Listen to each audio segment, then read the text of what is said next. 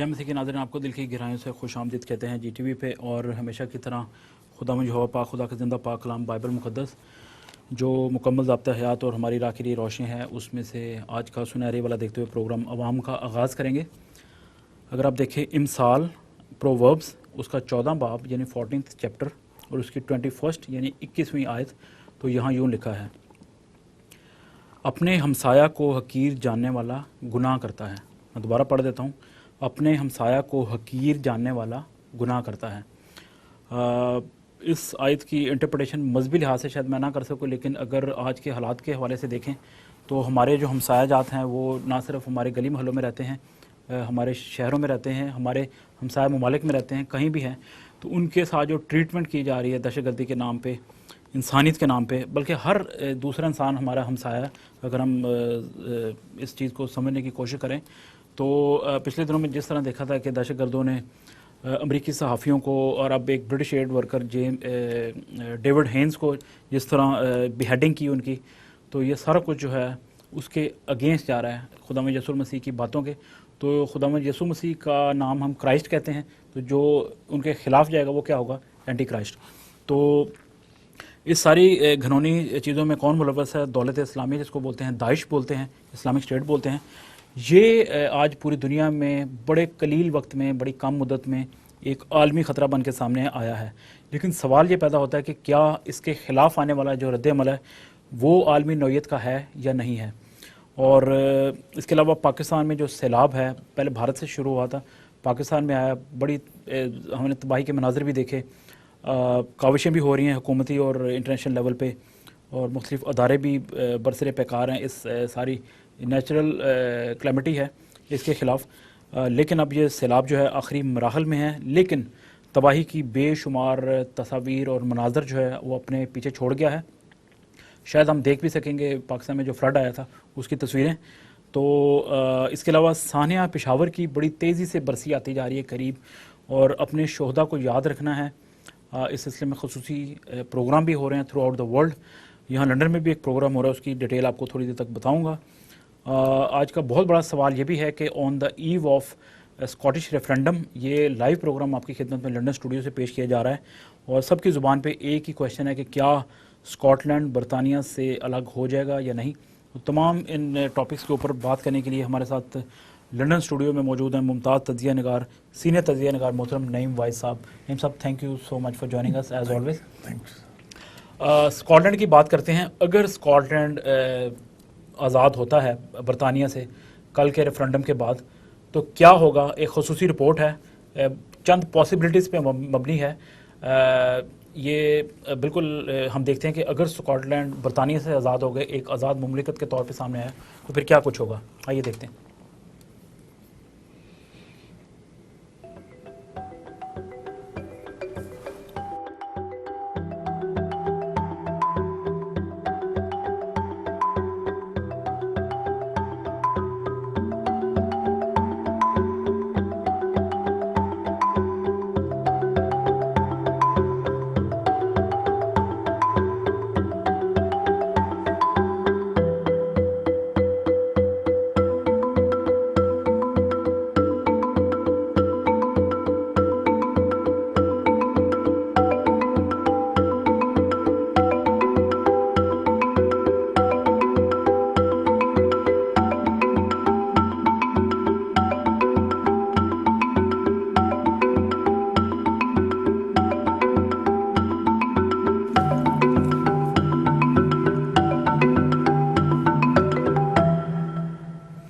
ये आपने देखी चंद पॉसिबिलिटीज़, क्या स्कॉटलैंड बरतानिया से अलग हो जाएगा।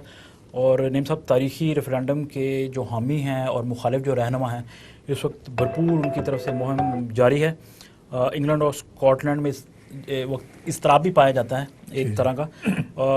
क्या स्कॉटलैंड एक नई तारीख रकम करने वाला? मैं चंद आपको टेक्निकल चीज़ें बता दूं कि स्कॉटलैंड की 32 काउंसिल्स हैं जिसमें रेफरेंडम की तैयारियां, जब ये प्रोग्राम आपकी खिदमत में लाइव पेश किया जा रहा है, तो मुकम्मल हो चुकी हैं। स्कॉटलैंड में रजिस्टर्ड वोटर्स की तादाद जो है वो 42,85,323 हैं। तकरीबन 80% के करीब लोग जो हैं वो अपना वोटिंग का हक यानी हक राय दही इस्तेमाल करेंगे इस रेफरेंडम में, एक अंदाजे के मुताबिक। और मुमकिन तौर पे स्कॉटलैंड की जो इलेक्टोरल हिस्ट्री है, यानी कि इंतखाबी तारीख़, उस हवाले से ये मसरूफ़ तरीन दिन कल होगा।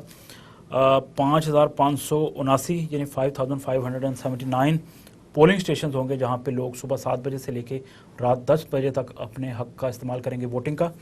और इसके बाद तकरीबन 113 के करीब वैन्स जो हैं बैलेट बॉक्सेस को लेके वोटिंग की गिनती का प्रोसेस शुरू करवाने के लिए एमिरेट्स अरीना ले जाएंगे, जो सेल्टिक पार्क जो बड़ा मशहूर स्टेडियम है उसके करीब वाक़या है, जहाँ 700 के करीब लोग इस गिनती के मरहले में अपनी खिदमत पेश करेंगे। वोटों की गिनती होगी और फ्राइडे की सुबह 7 बजे के करीब इस तारीखी जो डिसीजन होगा रेफरेंडम का, वो हाँ या ना की सूरत में, किसी भी सूरत में हो, तो वो अनाउंस कर दिया जाएगा। और नईम साहब, क्या बरतानिया के साथ रहना स्कॉटलैंड के मुस्तकबिल के लिए बेहतर है या आज़ादी बेहतर है? दिल क्या कहता है? चलें, टेक्निकलिटीज़ तो चलती रहती हैं, बड़ी दुनिया या बड़े चैनल्स बता भी रहे हैं, स्टैट्स भी बता रहे हैं, कभी वो इतने % बताते हैं कि हाँ में आ रहे हैं वोट, कभी कहते हैं ना में आ रहे हैं। जी। लेकिन वैसे एक अखलाकी तौर पे देखा जाए 307 साल पुरानी तारीख है। जी हाँ, 300 साल से ज़्यादा अरसा हो गया ये स्कॉटलैंड और इंग्लैंड ये और वेल्स और सारे जी वेल्स इसमें। और तस्कीन साहब, बात यह है कि स्कॉटलैंड में जो लोग चाहते हैं अलहदा होना, उनका ख्याल है कि स्कॉटलैंड तेल की दौलत से माला माल है, और अगर वो अलहदा हो जाता है तो वो दुनिया के चंद अमीर तरीन ममालिक में से एक हो जाएगा, दूसरे तीसरे या चौथे नंबर पे। और इसके अलावा वो लोग ये भी कहते हैं कि तमाम जो हमारे महकमे हैं उनके हेड ऑफिस जो हैं वो इंग्लैंड में, लंदन में है। तो ये भी कुछ लोगों को चीज़ जो है वो नहीं भाती। लेकिन मैं समझता हूँ कि स्कॉटलैंड का इस सिचुएशन में अलहदा होना ये बहुत नुकसानदेह होगा, क्योंकि इस वक्त दहशत गर्दी की जो लहर चल रही है पूरे वर्ल्ड में, उसके लिए यूनाइट होना और इत्तेहाद होना ये बहुत ज़रूरी है। सॉरी, इसलिए मैं समझता हूँ कि नहीं होना चाहिए। इसमें एक और बात है कि जो एशियन वोट हैं वो इसमें बड़ा ख़ास रोल अदा करेंगे, ख़ास तौर पे जो मुस्लिम कम्युनिटी है। और इत्तेफाक से मैं समझता हूँ कि मुस्लिम कम्युनिटी की मेजॉरिटी जो है वो नहीं चाहते कि स्कॉटलैंड जो है वो अलहदा हो, वो मुत्तहिदा बरतानिया के साथ, वो जी बरतानिया के साथ रहना चाहते हैं। और ये पॉसिबल है, हो सकता है कि जो एशियंस के वोट हैं वो कोई फैसला कुन रोल इसमें अदा करें। बिल्कुल ठीक है। तो ज़ाती तौर पे मैं उन लोगों का हामी हूँ जो चाहते हैं कि स्कॉटलैंड अलहदा ना हो। बिल्कुल ठीक है। ये देख सकते हैं कि आज के अखबार में भी भरे हुए रेफरेंडम के हवाले से जो पेशन गोइयाँ की जा रही हैं। और इसके अलावा नईम साहब, ज़ाहिर है माली मामलात भी हैं, NHS के मामलात भी हैं, सेहत के, एजुकेशन, जॉब्स, और फिर लीगल जो सिस्टम में तब्दीलियाँ आएंगी वो शायद इतना आसान नहीं है। फिर ये भी सोचना कि स्कॉटलैंड जो है वो हर मैजेस्टी के अंडर रहे और पाउंड को भी वो रखना चाहते हैं, तो ये थोड़ी सी कोई कॉम्प्लिकेशन है। लेकिन एक अखलाकी तौर पे देखें तो अगर रहे तो अच्छा है, एक यूनिटी का एक सिंबल जाएगा, ख़ासतौर पे जैसे आपने फरमाया कि आजकल जैसा दुनिया में माहौल चल रहा है। जी बिल्कुल। नाज़रीन, अब थोड़ी सी बात मैं आपको बताऊं कि फार ईस्ट की करते हैं। आपको पता है कि गुज़श्ता कई माह में हमने पाकिस्तान के उन असाइलम सीकर्स की बात की थी जो इस वक्त थाईलैंड में बैठे हुए हैं, श्रीलंका में बैठे हैं, मलेशिया में हैं। उनके वहाँ रहने से एक नए बुरहान ने जन्म लिया, ना सिर्फ वहाँ की लोकल गवर्नमेंट्स के लिए बल्कि ख़ुद उनके लिए, उनके ख़ानदानों के लिए। वो एक बुरहान से गुज़रे। मुमताज़ जमात इंटरनेशनल क्रिश्चियन काउंसिल यानी ICC के तज्ज़िया स्पेशल उनके नुमाइंदा इस वक्त मौजूद थे। अर्लियर टुडे मेरी उनसे बात भी हुई थाईलैंड में, मैंने उनसे चंद बातें भी की। वो आपकी खिदमत में पेश करते हैं मेरी उनसे क्या बातें हुई। सबसे पहले वो उस वक्त थाईलैंड के दारुल हुकूमत बैंकॉक में बजाते खुद मौजूद थे। जब मैंने उनसे पूछा कि वो उस वक्त कहाँ हैं, तो आइए देखते हैं उन्होंने क्या हमसे बात की। फिर और भी उनसे बातें हुई, तो फिर आहिस्ता आहिस्ता उनसे बात करते हैं। तस्कीन साहब, इस वक्त मैं बैंकॉक में UNHCR के ऑफिस के बिल्कुल सामने खड़ा हूँ। आप देख सकते हैं मेरे पीछे UNHCR बैंकॉक की बिल्डिंग है, जहाँ से मैं इस वक्त आपको लाइव रिपोर्ट कर रहा हूँ। और obviously it was recorded earlier. और फिर मैंने उनसे ये भी पूछा था कि थाईलैंड में अचानक एक मरतबा फिर पकड़ दकड़ का अमल कैसे शुरू हो गया, क्योंकि हमें पता चला था कि 1 या 2 दिन पहले वहाँ के जो असाइलम सीकर्स थे उनको पकड़ने के लिए उनके खिलाफ किसी ने रिपोर्ट की, तो उनको पकड़ के गिरफ्तार कर लिया गया और उनको लॉन्ग डिटेंशन में भेजा जा रहा था। तो ये अचानक ऐसा क्या हो गया था, तो इस हवाले से खुर्रम साहब ने क्या फरमाया था, आइए देखते हैं। जी तस्कीन साहब, मैं कल गया था समरांग पुलिस स्टेशन और वहाँ पे जाके JRS के नुमाइंदों के साथ और पास्टर विंडी जो यहाँ के लोकल पास्टर हैं उनके साथ भी सारे मामला को तय करने में काफ़ी रहनुमाई से भी हासिल की और खुद से भी की। और जो आपने दूसरा सवाल किया है कि क्यों ये सिलसिला शुरू हो गया अरेस्ट करने का लोगों को, इसके बारे में काफ़ी मुतज़ाद सवालों कुछ कह नहीं सकते हैं कि क्यों। उसकी रीज़न ये है कि समटाइम लैंडलॉर्ड जो है रिश्वत लेने के लिए पुलिस को रिपोर्ट करते हैं और समटाइम लोकल थाई लोगों की शिकायत की वजह से भी ये मामला शुरू हो जाते हैं। और कुछ लोगों की अपनी एक दूसरे से दुश्मनी या कुछ भी कह लें तो वो एक दूसरे की शिकायत कर देते हैं इमिग्रेशन को कि वहाँ पर पाकिस्तानी लोग रहते हैं, उनके पास स्टेटस नहीं है। ये सारे प्रॉब्लम्स मिल के एक चीज़ को, एक नई तरह के एक प्रॉब्लम्स को जन्म दे रहे हैं। और जब मैंने इनसे ये पूछा कि इनके पास जब UNHCR के कागजात मौजूद होते हैं तो इसके बावजूद उन्हें क्यों तंग किया जाता है और मजबूरी तौर पे इन असाइलम सीकर्स को अब और कितना इंतज़ार करना पड़ेगा, तो इस हवाले से उन्होंने क्या फरमाया, आइए देखते हैं। जी तस्कीन साहब, जो लोगों को पेपर दिया जाता है UNHCR की तरफ से असाइलम सीकर का, उस पेपर में कोई वेट नहीं है। उसमें जो थाई पुलिस है और थाई इमिग्रेशन है उस पेपर को कोई अहमियत नहीं देती। उन लोगों को उसी वजह से डिटेन किया जा सकता है और किया जाता भी है। मेरी यहाँ पर काफ़ी लोगों से बातचीत हुई जिसमें उन्होंने ये बताया कि अगर वो घर से ग्रॉसरी लेने बाहर जाते हैं तो उन्हें ये श्योरिटी नहीं है कि वो वापस घर आएंगे। और उस पेपर के असाइलम सीकर के पेपर में मैं यहाँ पे आपको एक दफ़ा और बता दूँ कि उस पेपर के ऊपर इनको सिर्फ मेडिकल एड भी नहीं मिल सकती और बाकी जो उनके जो राइट्स हैं, ह्यूमन राइट्स जो हैं, वो भी उनको पूरे तौर पे मुयस्सर नहीं है। और जो इसका वेट है UNHCR के इंटरव्यू का, मेन इंटरव्यू का, वो इस वक्त तकरीबन 3 से 3.5-4 साल का वेट है, जिसके बारे में लोग इस वक्त बहुत ज़्यादा मुश्किलात में हैं और उनकी गिरफ्तारियों की जो तलवार है उनके सर पर हर वक्त मंडा रही है। और फिर फाइनली जब मैंने खुर्रम साहब से पूछा जो थाईलैंड में मौजूद थे कि अगर मुमकिन हो सके तो वो UNHCR के ऑफिस के बाहर ज़ाहिर खड़े थे बैंकॉक में, तो अगर वो वहाँ मुतासिरीन में से किसी से बात कर सकें तो इस हवाले से उन्होंने क्या फरमाया, आइए देखते हैं। तस्कीन खान, इस वक्त मेरे साथ 2 ख़वातीन मौजूद हैं और खुदा का शुक्र है कि इन लोगों ने अपने आप को पेश किया, आगे आए ताकि बात कर सकें हमारे क्रिश्चियन लोगों के प्रॉब्लम्स के बारे में। ये खुद भी बेचारे पाकिस्तान से हैं और इनका भी यही प्रॉब्लम है जो हमारे लोगों को फेस करने पड़ते हैं। तो मैं इनसे कुछ सवालात करूँगा। आप यहाँ पर कब से हैं भाजी? दिसंबर 2013 दिसंबर 2013 से। हाँ जी। और आपका इंटरव्यू हो चुका है मेन?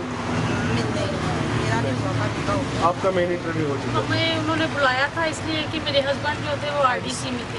अच्छा। और मेरे मेरी देवरानी वो भी RDC में थी और उनका इंटरव्यू जब हुआ उसके बाद मेरे हस्बैंड जो पाकिस्तान से भी 2 दिन उनको आए हुए हुआ था तो उन्होंने हमें कॉल की कि आपका इंटरव्यू आप आए। जब हम लोग यहाँ पे आए सारी बात उनके साथ होगी इंटरव्यू के बारे में, तो बाद में उन्होंने कहा कि जी ये जो पाकिस्तान के आपके जाने का मसला है इस वजह से हम लोग आपको डिले करते हैं, तो इस वजह से उन्होंने फिर जो हमारा इंटरव्यू। आपका क्या ख्याल है कि कितना टाइम आपको अभी मज़ीद और लगेगा या लोगों को यहाँ पे और कितना टाइम लग जाता है इस सारे प्रोसेस में?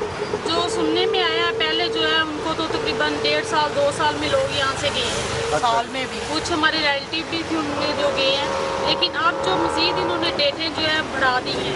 3 साल भी लग सकते हैं, 4 साल भी लग सकते हैं। आपका क्या ख्याल है, लोगों को यहाँ पर आना चाहिए इस वक्त या किसी और मुल्क का रुख करना चाहिए? यहाँ पे आने का कोई हाल नहीं है भाई। यहाँ पे आने का कोई हाल नहीं है। बहुत प्रोसेस हैं, पुलिस इमिग्रेशन घरों से उठा लेते हैं, हम महफूज नहीं है, खाने का कोई रिसोर्सेज नहीं है, जॉब्स नहीं है। यहाँ पे हम लोग कुछ भी अपने आप को सिक्योर महसूस नहीं करते। आपका क्या ख्याल है कि UNHCR क्या करे ऐसा कि आपको रिलीफ मिल सके? जॉब्स का कुछ करें कि हमें आज़ादी के साथ जॉब करके, अगर हमें इतना टाइम लगता है तो हमें फिर जॉब करके हुकूमत से अपने आप बात को करें। जो है चला सकें। या और फिर अगर ऐसा नहीं है तो फिर ये इनको ये करना चाहिए कि हमें जल्दी से जल्दी जिस कंट्री में भी इन्होंने हमें भेजना, हमारे केस को क्लियर करे और हमें साल 1.5 साल में क्लियर होना चाहिए, ताकि हम इतने क्रॉसेस के नीचे ना आए। लोग बेचारे अपना सब कुछ तो पीछे से अजाड़ के आ गए हैं, तो आप अगर पीछे जाते हैं, ना पीछे के, ना उधर के, ना उधर के, ना घर के रहे, ना घाट के, वहाँ पे भी मरना है, यहाँ पे भी मरना है। ये इसलिए हम लोग यहाँ पे क्रिश्चियन लोग तो महफूज नहीं है। पता नहीं दूसरे लोगों का क्या है, हमें इस चीज़ का नहीं, लेकिन जो हम फैमिलीज देखते हैं यहाँ पे हम लोग बहुत पिस रहे हैं। जो किसी चर्च में भागो राशन के लिए, कभी किसी चर्च में भागो, देखे खाना तो है। ये आपने बड़ी अच्छी बात की है चर्चिस के हवाले से। क्या चर्च यहाँ पर लोगों को सपोर्ट कर रहे हैं? चर्च सपोर्ट करते हैं, लेकिन भाई उस हद तक नहीं जिस तक लोगों के। अब मेरे फैमिली मेंबर हम लोग साथ हैं। अच्छा। मेरा बेटा जो है वो शुगर पेशेंट है, ठीक है, वो शुगर पेशेंट है, डायबिटीज़ पेशेंट है, और मुझे उसके लिए इतनी कोशिश करनी पड़ती है, मैं उसका फूड अरेंज नहीं कर सकती। और वो इतना वीक है, 12 साल का है, लेकिन वो लगता ही नहीं। अगर इनको एप्लीकेशंस देते हैं या BRC में जाते हैं तो वो अगर एक बिल प्राइवेट है तो कहेंगे ये जो पे ही नहीं हो सकता। हमने सुना है कि इस वक्त BRC भी आप लोगों को मेडिकल के फंड रोक रहा है। हाँ जी, बिल्कुल सही। नहीं दे रहा आपको, अब शुरू बंद कर रहे हैं। बिल्कुल, अगर हम प्राइवेट बिल लेके जाते हैं, देखें अगर हमें राजनीति नहीं पे कर रही या गवर्नमेंट हमें नहीं वो चीज़ अवेलेबल कर रही जो हमें अपने बच्चे के लिए चाहिए या अपने पेशेंट के लिए चाहिए, तो हम कहाँ जाएँ? मैं आपसे फिर एक सवाल दोबारा करना चाहूँगा, आपका क्या ख्याल है कि क्या लोगों को यहाँ पे अब मज़ीद दोबारा आना चाहिए या किसी और जगह का रुख करना चाहिए? किसी और जगह का रुख कर लें तो ज़्यादा बेटर है, क्योंकि यहाँ पे जो लोग पहले आए हैं उनको उठा के IDC में फेंक रहे हैं। और IDC का जो हाल है आपको पता है, खीरों का पानी और जो फूड है हमारे और उनके फूड का बहुत डिफरेंट है। मेरा भाई एक पहले IDC में से निकल गया है, भाभी निकल के आई, और एक भाई अभी तक IDC में है, और वो भी पानी का पेशेंट है और बड़ा बुरा हाल है। और हमारे पास इतने रिसोर्सेज नहीं है, 50 हार्ट का मसला और 50,000 रुपये बेल गए हैं, और हम लोग और उसका इंटरव्यू किया और फेक कर दिया। देखिए ये फाइल हम सबसे रिक्वेस्ट करते हैं कि आपसे भी स्पेशली आपसे भी रिक्वेस्ट करते हैं कि आप कोशिश करें यहाँ जो आपके साथ लोग हैं, ताकि यहाँ के लोग जो आपके अपने लोग हैं पिस रहे हैं वो इस मुसीबतों से उनकी जान जो छूट। बिल्कुल ठीक कह रहे हैं तस्कीन खान। मैं इस वक्त इन दोनों बहनों का बड़ा तहे दिल से शुक्रगुजार हूँ कि इस वक्त थाईलैंड में मैंने काफ़ी लोगों को कांटेक्ट किया, मगर कोई कैमरे के आगे आने से मतलब डरते रहे और नहीं आए। इन दोनों ने अपनी एफर्ट पेश की और अपने आप को पेश किया, तो हम पूरी बहसीत कौम इन दोनों बहनों का शुक्र अदा करते हैं और इनके लिए दुआ गो हैं कि इनके मसाइल को जल्द हल किया जाए। आमीन। Thank you very much. बहुत बहुत शुक्रिया खुर्रम इफ्तिखार, ख़ुसूसी तौर पे हमें ज्वाइन किया थाईलैंड से, and it was recorded earlier today जब मेरी उनसे बात हुई। नईम भाई साहब, ये भी अपने आप में एक बहरान बन चुका है ऑलरेडी। बहुत से लोग इस बहरान से गुजर भी रहे हैं। मुझे खुर्रम इफ्तिखार साहब बता रहे थे कि लोग अटैची केसेस के ऊपर लेटे हुए हैं, कोई खाने का सिस्टम नहीं है। अब वो शायद उन्होंने अपने आप को कॉम्प्रोमाइज़ कर लिया सिस्टम के साथ। ये बहनें अपील कर रही थी, अब इनके लिए कोई क्या कर सकता है, मुझे बताएं। देखे तस्कीन साहब, वो जिस मुसीबत में वो लोग हैं, अभी उन्होंने बताया दोनों बहनों ने, हम दुरुस्त तरीके से अंदाज़ा नहीं कर सकते क्योंकि मुसीबत उन लोगों पे है। तो इसके लिए शायद हमें और ज़्यादा एफर्ट करने की ज़रूरत है। अभी कुछ अर्सा पहले आप जानते हैं कि ब्रसल्स में इन्हीं लोगों के लिए वहाँ पे मुजाहरे का अरेंज किया गया था, और उसमें काफ़ी जो इब्तदाई तौर पे काफ़ी कामयाबी भी हुई थी। उसमें बड़े MPs आए हुए थे, इत्तेफाक से मैं भी था ICC की तरफ से वहाँ पे। तो काफ़ी काम उन लोगों ने किया वहाँ पे। और लेकिन जैसे कि अभी वो बता रहे थे भाई कि आपस में भी ये लोग लड़ पड़ते हैं, फिर वहाँ पे कुछ और लोकल मामलात भी हैं। फिर तो मुझे एक बात की समझ नहीं आती, ये जानने की ज़रूरत है कि जब UNO उनको वो लेटर दिए हुए हैं रेफ्यूजी स्टेटस के, तो फिर भाई ये क्यों जो लोकल पुलिस है ये क्यों उनको तंग करती है? उनके मुंह को भी पाकिस्तानी पुलिस की तरह कोई लत लग गई है रिश्वत सतानी और इस तरह की बातें भी समझने में। बल्कि बिट ऑफ ब्रेकिंग न्यूज़ के एक दो रोज़ कबल 15 असाइलम सीकर्स को गिरफ़्तार किया गया था, जिसमें ख़वातीन और बच्चे भी शामिल थे, और एक ख़ातून की उम्र तो 65 बरस से भी ज़्यादा थी, और सबसे कम उम्र तरीन जो कैदी था उसकी उम्र बच्चा था, कोई 2.5 साल के करीब उनकी उम्र थी। तो ब्रेकिंग न्यूज़ ये है कि वो 14 को रिहा कर दिया गया है, और वहाँ JRS एक लोकल तंजीम मौजूद है, पास्टर वंडी का नाम लिया, खुर्रम इफ्तिखार साहब भी ही वॉज देयर, सुबह 6 बजे के करीब वहाँ सैम रॉन्ग पुलिस स्टेशन एक लोकल है, बैंकॉक के डाउनटाउन से थोड़ा सा हट के है, ये वहाँ इन लोगों को डिटेन किया गया था। और अगर पुलिस स्टेशन से इनको इमिग्रेशन डिटेंशन सेंटर अगर भेज दिया जाए तो फिर ये थ्रू आउट जब तक भी इनके केस सॉल्व होने में चाहे महीने लगे, साल लगे, फिर वो वहीं रहते हैं। तो ये सिचुएशन है ताज़ा तरीन। और नाज़रीन, आपको ये भी बताता चलूँ कि आप फेसबुक और ट्विटर के ज़रिए मैसेजेस करें, पैगाम हमें दें इस क्राइसिस के हवाले से। स्कॉटलैंड पे आपने बात करनी है, और आज का जो हमारा मेन टॉपिक है कि दौलत इस्लामी यानी दाइश IS जो है वो अगर आलमी ख़तरा है तो क्या रद्द-ए-अमल जो इस हवाले से शो किया जा रहा है वो भी आलमी नौयत का है। इस हवाले से एक मुमताज़ शख्सियत भी हमें टेलीफोन लाइन पे अभी थोड़ी देर तक ज्वाइन करेंगी। इससे पहले चंद अनाउंसमेंट्स भी करता चलूँ कि तुर्की और यूनान यानी टर्की एंड ग्रीस, इसका एक यादगार टूर होने वाला है GTV के हमरा।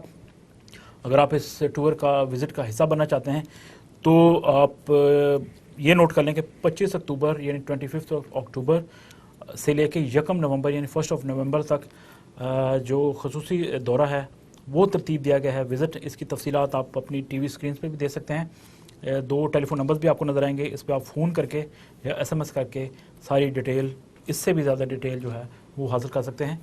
और बड़ा अच्छा किफ़ायती टूर है, यादगार टूर होगा।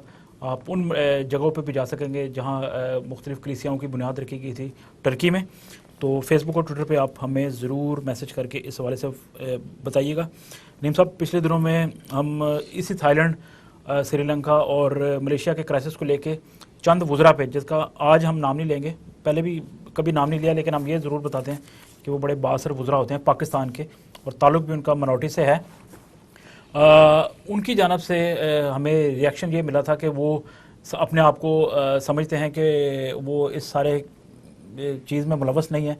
उन पे इल्ज़ाम ये लग रहा था कि वो इन ममालिक में गए या NGOs के ज़रिए राशन पानी के नाम पे ऐसे लोगों के क्वाइफ इकट्ठे किए गए, और अब वहाँ की लोकल गवर्नमेंट यानी थाईलैंड, श्रीलंका और मलेशिया की जानब से, स्पेशली थाईलैंड और मलेशिया की जानब से लोगों को डिपोर्ट करना शुरू कर दिया। तो हम आज के प्रोग्राम के हवाले से ऐसे दोस्तों से, वज़रा से, सियासतदानों से अपील करते हैं कि आप अपने आप को क्लैरिफाई करना चाहते हैं तो ये प्लेटफॉर्म हमेशा आपके लिए हाज़िर था।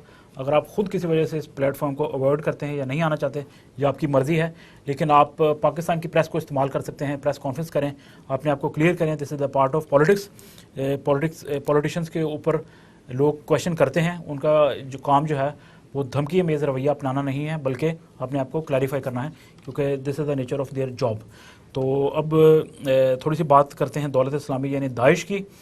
इस हवाले से एक बहुत बड़ा ऑपरेशन भी शुरू हो चुका है अमेरिका की जानब से।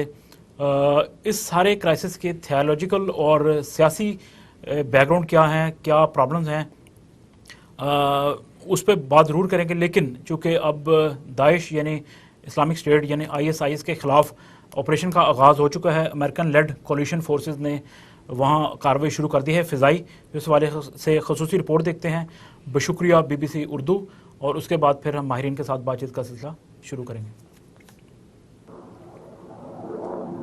शिमाली इराक में बादलों को चीरते हुए अमरीकी तैयारे दौलत इस्लामिया के खिलाफ कुर्दों को फ़ज़ाई मदद फराहम कर रहे हैं, और ज़मीन पर कुर्द सिक्योरिटी फोर्स हमले की तैयारी कर रही है। इसके अलावा अमरीकी ड्रोन भी फ़ज़ा में उड़ते नजर आते हैं, लेकिन वो सिर्फ नजर रख रहे हैं।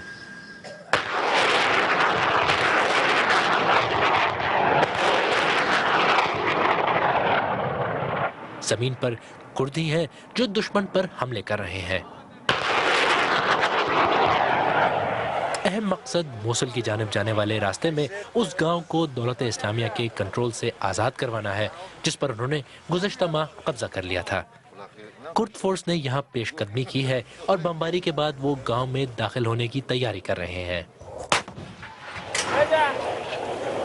Here from this advanced position you can see यहाँ इस पोजीशन से आप देख सकते हैं कि ये सब कैसे होता है। अमरीकी फजा से मदद फराहम कर रहे हैं और जमीन पर कुर्द फोर्स टैंकों और रॉकेटों से हमले कर रही है। लेकिन इस सब के बावजूद दौलत इस्लामिया के ज़ेरे कंट्रोल इलाके में पेशकदमी मुश्किल साबित हो रही है। उधर मोसुल की दूसरी जानिब कुर्द फोर्स जुमर के मुकाम पर आगे बढ़ रही है। कुर्द फोर्स ने करीब ही वाक़े मोसुल डैम पर दोबारा कंट्रोल हासिल कर लिया था, लेकिन इसके बाद पेशकदमी सुस्त रफ्तारी से जारी है। ये कह रहे हैं कि शिद्दत पसंदों की तकनीक कामयाब है। वो गायब हो जाते हैं और फिर अचानक हमला करते हैं और कई बम भी छोड़ जाते हैं, इसलिए हमें बहुत मोहतात रहना पड़ता है। दौलत इस्लामिया के हमलों से इराक में एक साथ रहने वाली आबादियों में भी रंजिशें पैदा हुई हैं। इसकी मिसाल ये गांव है जो अब ज़्यादातर वीरान और तबाह हो चुका है। ये दौलत इस्लामिया का साथ देने वालों के खिलाफ कुर्द फोर्स की जवाबी कार्रवाई का नतीजा है। इस बुजुर्ग सुन्नी शख्स को हिरासत में ले लिया गया है क्योंकि शक है कि उसका बेटा शिद्दत पसंदों के लिए काम करता है। उधर सिंजार से बेदखल किए जाने वाले हजारों यजीदी भी अब पनाह गुज़ीनों की जिंदगी गुजार रहे हैं और इस वक्त के इंतजार में हैं जब वो घर जा सकेंगे। कालक के मकाम पर कुर्द फोर्स की जानिब से हमले जारी हैं और अब तक होने वाली पेशकदमी से अंदाजा लगाया जा सकता है कि इन शिद्दत पसंदों को इराक के दूसरे इलाकों और शाम में शिकस्त देना कितना मुश्किल होगा। और नाज़रीन, आपने ये खसूसी रिपोर्ट देखी दाइश के हवाले से और दौलत इस्लामी यानी दाइश या आइसिस, इसके नज़रियात क्या हैं? क्या मज़हब की जंग के ये दावेदार हैं? ये क्या चाहते हैं? ये इतनी तेज़ी से फैले हैं कलील वक्त के अंदर, इसकी क्या वजूहात थी? तो इस पर बात करने के लिए स्टूडियो में तो हमारे साथ नईम वाइस साहब मौजूद हैं और टेलीफोन लाइन पे अभी हमें ज्वाइन किया है माहिर लसानियत भी हैं और बैनुल मज़हब हम आंगी के हवाले से मुमताज़ नाम और आर्च बिशप ऑफ कैंटरबरी के साबिक मुशीर रेवरेंड राना युआब खान साहब ने हमें ज्वाइन किया है। सर, बहुत शुक्रिया ज्वाइन करने के लिए। जी, थैंक यू। ये एक ऐसी तशवीशनाक इस वक्त सूरत हाल है जिससे इस वक्त दुनिया दो चार है आइसिस के हवाले से। बड़े कलील वक्त में इन्होंने बड़ा तेज़ी से अपने आप को फैला रहे हैं और बर्बरियत की एक अजीब सी दास्तान जो है वो रकम करते जा रहे हैं। इन लोगों के नज़रियात क्या हैं? आपने क्या स्टडी किया, क्या महसूस किया, इस हवाले से क्या फरमाइएगा? बड़े महदूद वक्त में इतना तेजी के साथ फैलना तो एक बुराई का मेरा ख्याल एक बुनियादी सिंबल है, थोड़ा इम्तियाज है कि वो बड़ी तेजी के साथ फैलती है। लेकिन इसके साथ साथ इनके तेजी से फैलने की वजूहात मुख्तलिफ सियासी और मजहबी भी हो सकती हैं और हैं यकीनन। और वो ताने बाने जो ताकतवर हलकों की तरफ हमारी निशानदेही करते हैं कि कहाँ से इनको रुपया पैसा और असले की मदद इनको फराहम होती है और कहाँ से ये लोग अपनी माली इमदाद देते हैं। लेकिन माली इमदाद से ज्यादा खतरनाक वो फिक्री मदद है जो इसके पीछे कार फरमा है। और इन्होंने अपना दायरा कार शाम से शुरू किया, सीरिया से शुरू किया। उस वक्त शायद आलमी बरादरी भी बेखबर थी जब शाम के अंदर शिया माइनॉरिटी ने और क्रिश्चियंस खास तौर से ऑर्थोडॉक्स चर्चेज ने जब उन्होंने चीखना चिल्लाना शुरू किया तो पूरी दुनिया में कोई उनकी नहीं सुनता था। जब उन्होंने ये कहना शुरू किया कि मजहब के नाम पर हमारे साथ ये मजहबी जुनूनी ज्यादती कर रहे हैं, हमारी रहबाओं को कत्लेआम किया जाता है, हमारे बिशप्स को उठाकर कत्ल कर देते हैं और हमें हमारी मजहबी आज़ादी सुल्ब हो रही है। और शाम जो एक खूबसूरत मजहबी हम आहंगी का मोज़ैक है उसको ये तबाह बर्बाद करने की कोशिश कर रहे हैं, सिर्फ आपके कारिन के इल्म में इजाफा करने के लिए कि शाम के अंदर क्रिश्चियन मुस्लिम और ख़ास तौर से क्रिश्चियन शिया को एग्जिस्टेंस की बहुत लंबी हिस्ट्री है।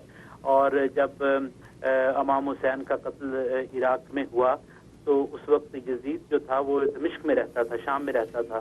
और उन्होंने उनको ये बताने के लिए, क्योंकि उस वक्त इंटरनेट और इस तरह की तो चीजें नहीं थी कि टेलीफोन कॉल पे उनको बता दें कि ये काम हो गया, मिशन हैज बीन डन, तो उन्होंने उसकी मिशन की तकमील के लिए इमाम हुसैन का सर चाहिए था उनको।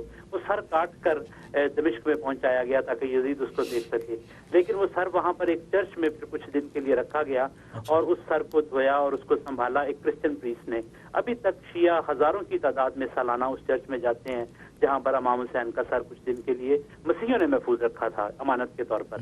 तो लेकिन वहां पर जब क्रिश्चियन लोग चीखते थे कि हमारे साथ ज्यादती हो रही है तो कोई उनकी नहीं सुनता था। आखिर चलते चलते ये बीमारी और इसके जरासीम जो है वो शाम से चलते चलते इराक तक पहुंच गए, और फिर जब अचानक ये मोसल और इस एरिया के अंदर यजीदी भी परेशान हुए, शिया भी परेशान हुए, क्रिश्चियन भी परेशान हुए, और हिस्टोरिकल चर्चेज को, मसाजिद को और पुराने श्राइन्स को उन्होंने तबाह बर्बाद करना शुरू किया।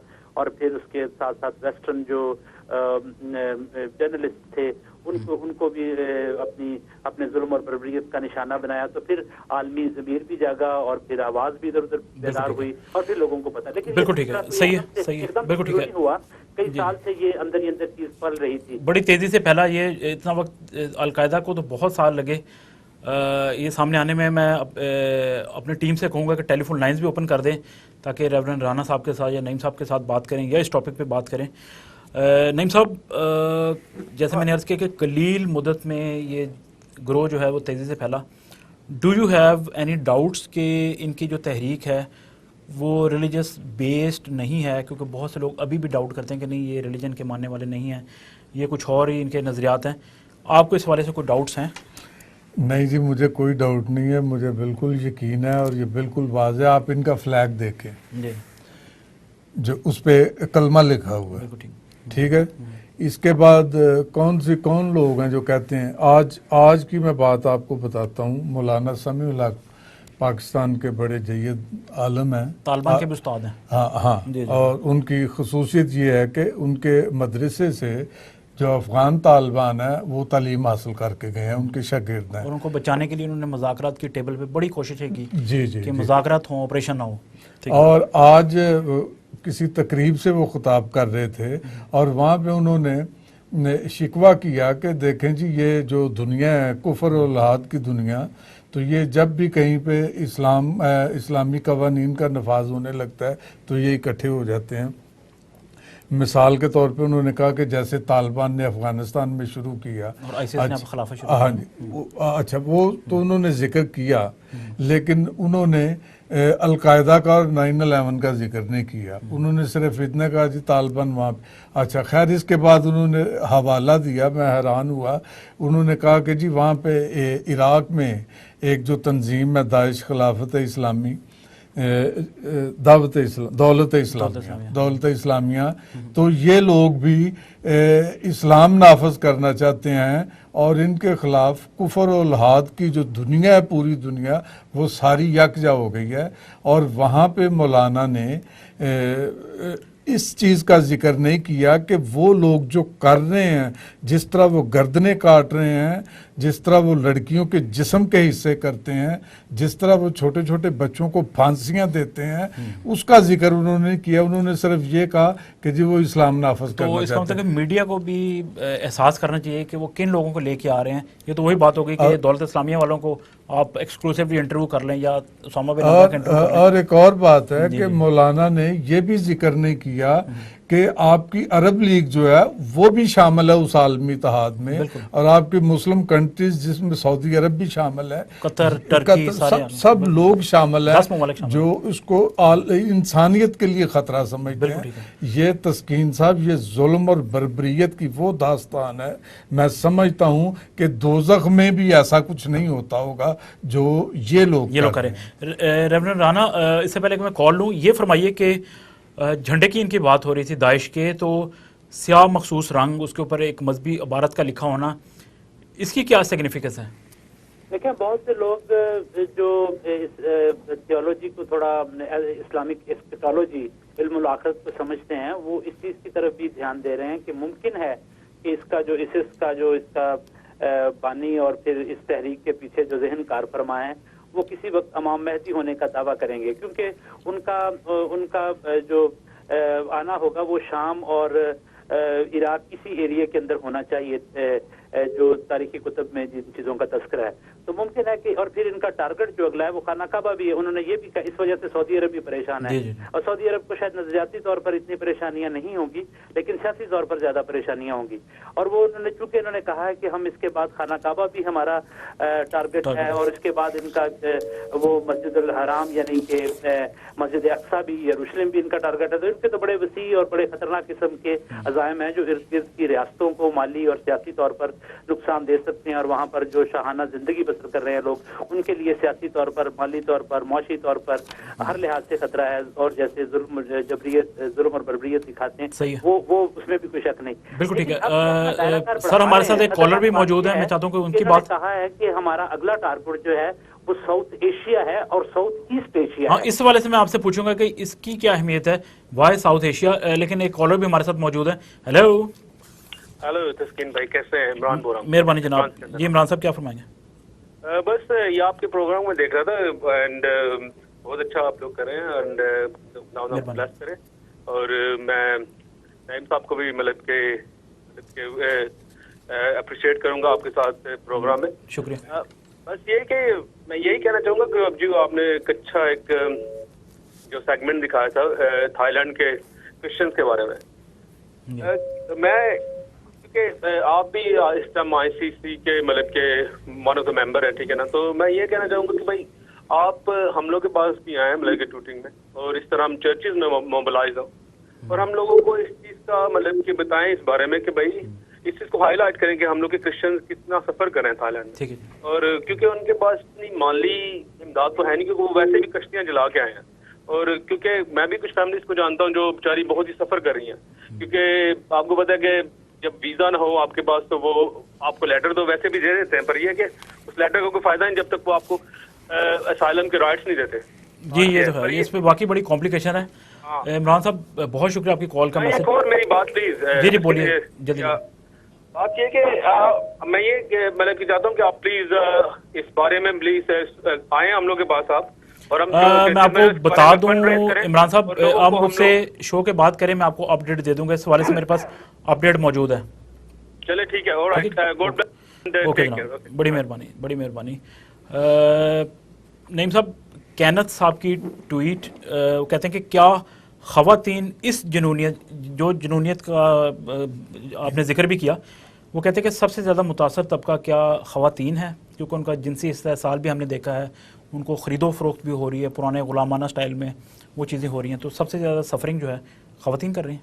जी जी बिल्कुल, ख़वातीन कर रही हैं। उसमें मसीही और ये यजीदी और जितने अक़लीती फ़िरके जिनको वो नहीं मानते, अभी बात हो रही थी, मैं एक बात वजाहत करूँ उसकी कि भाई जो लोग कहते हैं ये मुसलमान नहीं है दाइश वाले, असल में बात ये है, समझने की बात ये है कि ये फ़िरकों का तसादम है। जो मुस्लिम फ़िरके हैं हमारे जैसे इधर पाकिस्तान में देवबंदी हैं, बरेलवी हैं, शिया सुन्नी, इस तरह, तो ये वो है। अदरवाइज़ आप देखें वहाँ पे शिया जो हैं, तो हम तो बचपन में यही समझते थे, हमें तो यही बताया जाता था कि हमारा अल्लाह एक, कुरान एक, इस्लाम एक, तो तमाम दुनिया के मुसलमान जो हैं वो एक हैं। जैसे वो आपने देखा अल्लामा इकबाल सबको मुखातब करके कहते हैं, लेकिन ये जो सेक्टेरियन अब वो एक हों मुस्लिम हरम की पासबानी के लिए, तो आज हम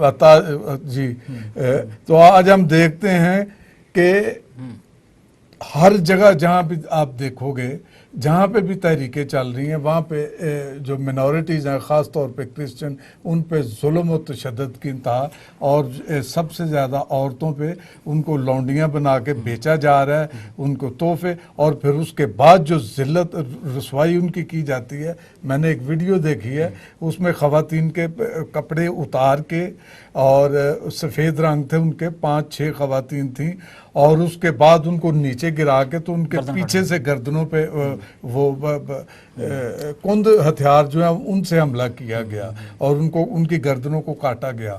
तो ये जनाब हम अगर जो लोग मैं ये कहता हूँ कि जो लोग कहते हैं कि ये इस्लाम नहीं है, तो फिर उन सब लोगों को बाहर निकलना चाहिए, सड़कों पे निकलना चाहिए। जैसे दूसरी कौमें एहतजाज करती हैं, इसी तरह उनको भी एहतजाज करना चाहिए। चूँकि हम हमेशा कहते हैं कि एहतजाज करना चाहिए, हमें कुछ पॉजिटिव वाइब्स भी मिली। कुछ नौजवानों ने पिक्चर भी भेजी हैं, वो अगर दिखा सकें। चूँकि इंटरनेट का दौर है, मुख्तलिफ ट्विटर के ज़रिए भी मैं आपको पिक्चर भी दिखाता हूँ, which is a very positive sign. Not in my name के नाम से चंद नौजवानों ने काविश की है अपने तौर पे मुस्लिम कम्युनिटी के। तो जहाँ पॉजिटिविटी नज़र आएगी, मुस्बत चीज़ें नज़र आएंगी, उसको भी हाईलाइट करना हमारा फ़र्ज़ है। बड़ी देर से हम कह रहे थे कि लोग बाहर क्यों नहीं आते, ये आप अपनी स्क्रीन पे देख सकते हैं एक्सक्लूसिव मनाजर, नॉट इन माई नेम। तो इस पर मज़ीद काम करने की ज़रूरत है।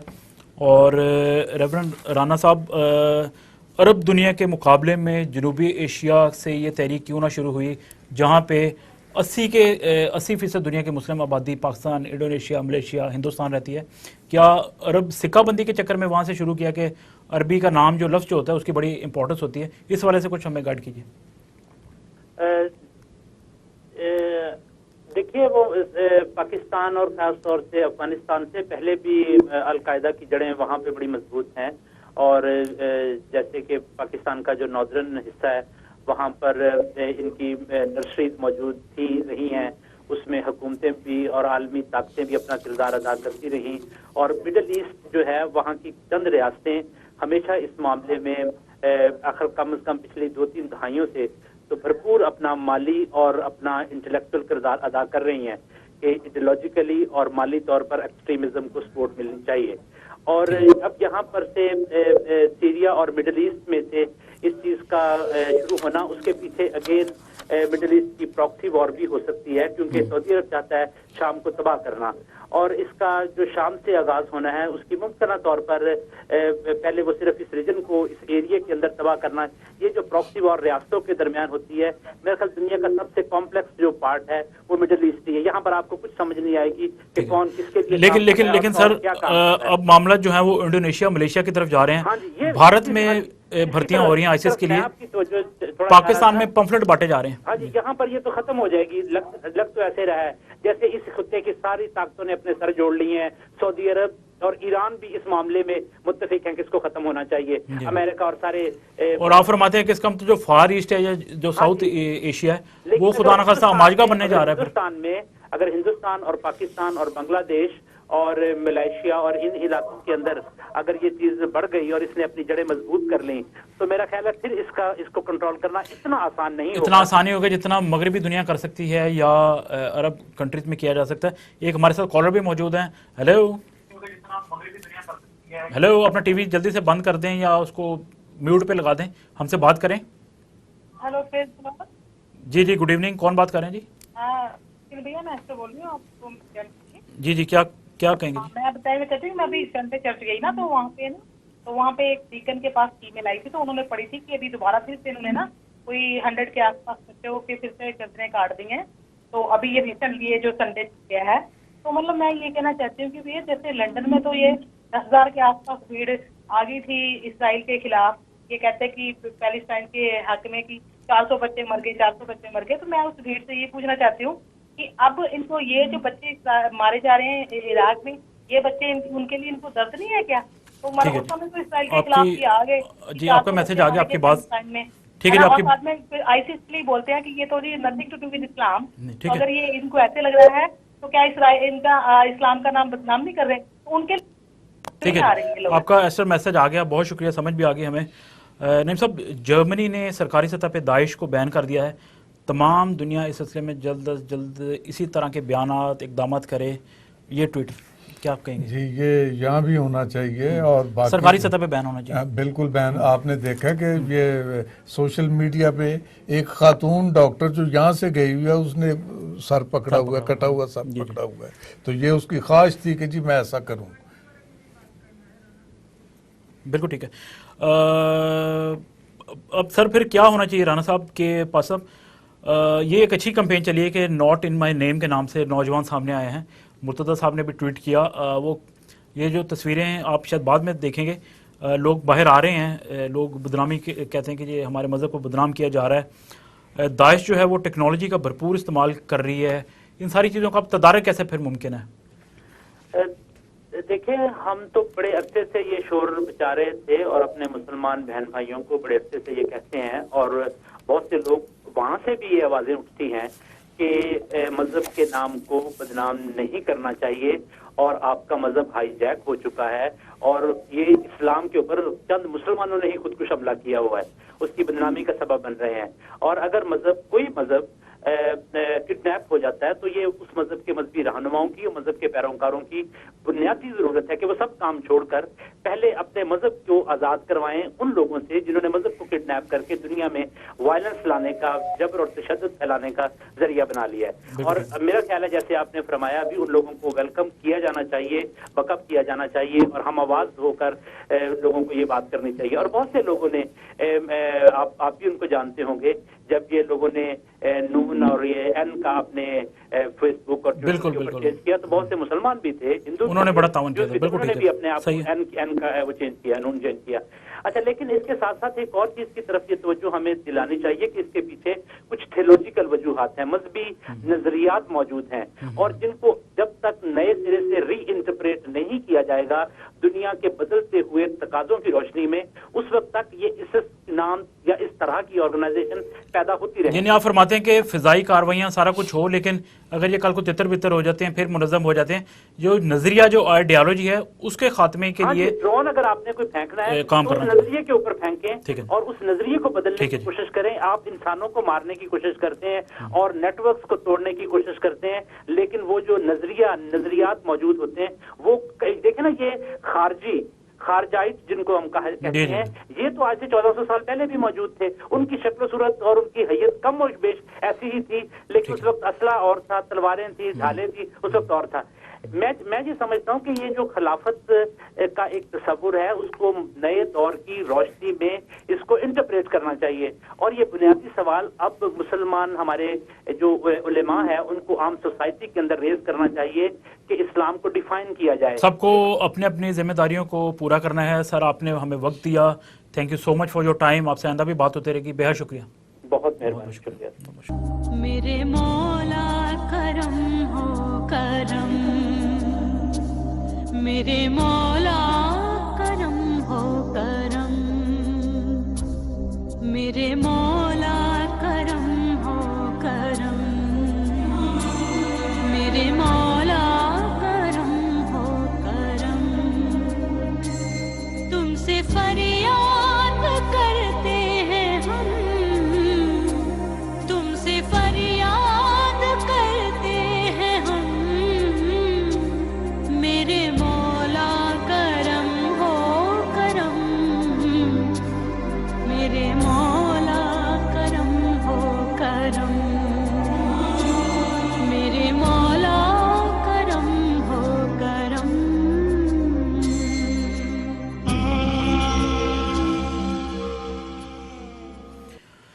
नाज़रीन, ये आप उन मनाज़र को देख रहे थे, आपको याद होगा लास्ट ईयर जब ऑल सेंट्स चर्च पेशावर में तालिबान ने खुदकुश हमले किए थे 2 संडे सर्विस के दौरान अर्ली इन द मॉर्निंग।